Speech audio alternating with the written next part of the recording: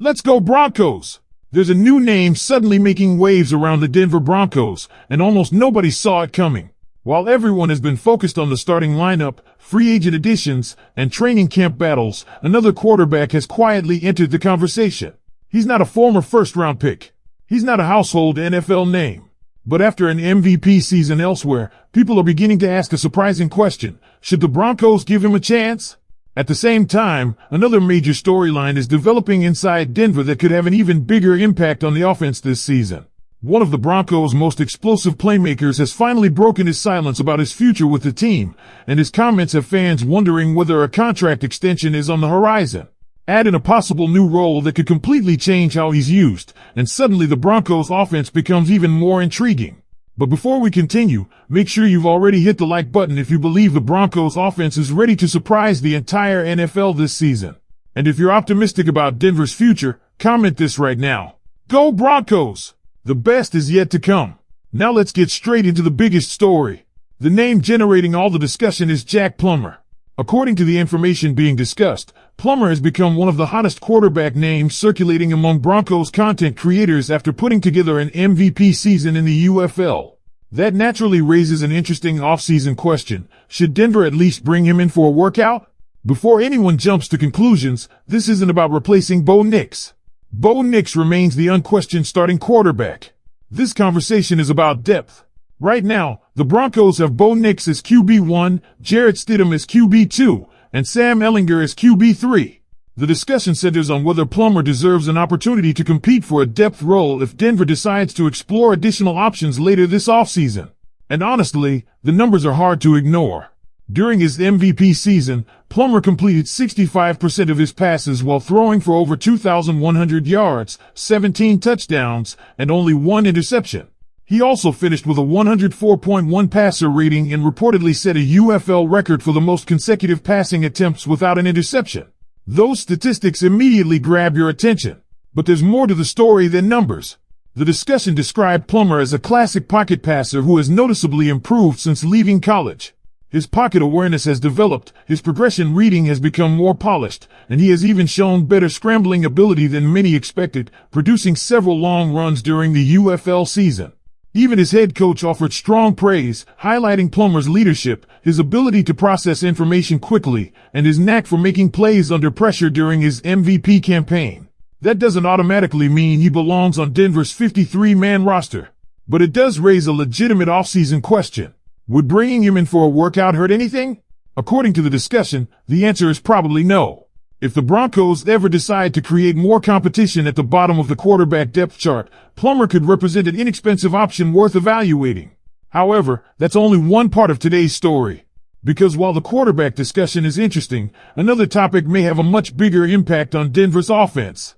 Marvin Mims. During a recent conversation, Mims admitted that receiving a contract extension from the Broncos would be sweet, while also acknowledging that he understands the team cannot keep everyone forever.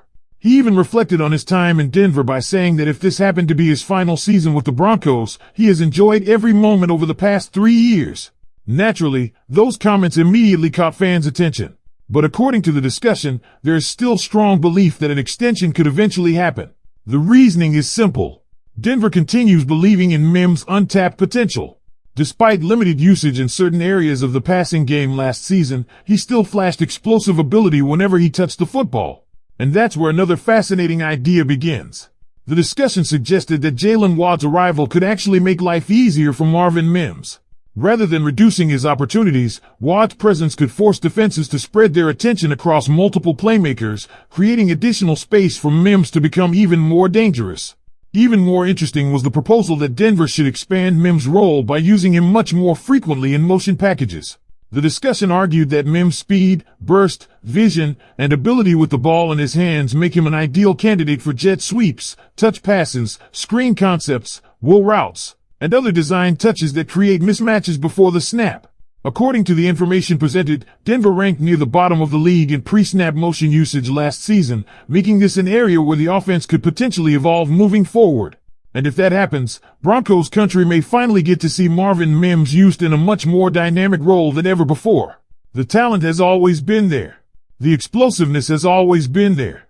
Now the question becomes whether the offensive design will fully unlock everything he can do.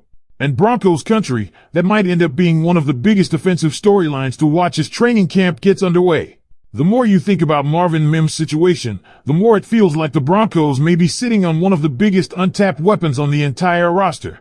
And that's exactly why his recent comments have generated so much discussion among Broncos fans. Because this isn't a player questioning whether he wants to be in Denver. Quite the opposite. Mims made it very clear that he would welcome a contract extension. At the same time, he also showed that he understands the business side of the NFL by acknowledging that organizations simply can't keep every player forever. That kind of maturity stands out, especially for a player who still believes his best football is ahead of him. And honestly, it's difficult to argue against that idea. When you look at how Mims was used last season, one thing becomes obvious. There were flashes, there were explosive plays, but there were also long stretches where his opportunities remained extremely limited.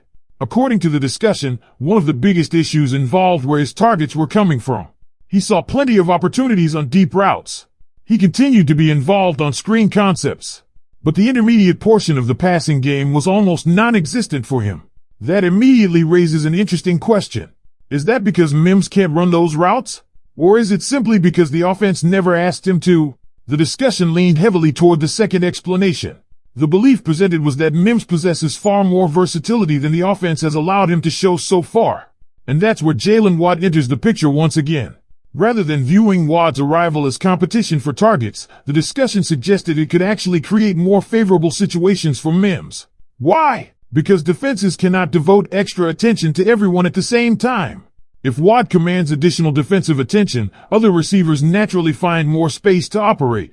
That could open entirely new opportunities for Marvin Mims throughout the offense.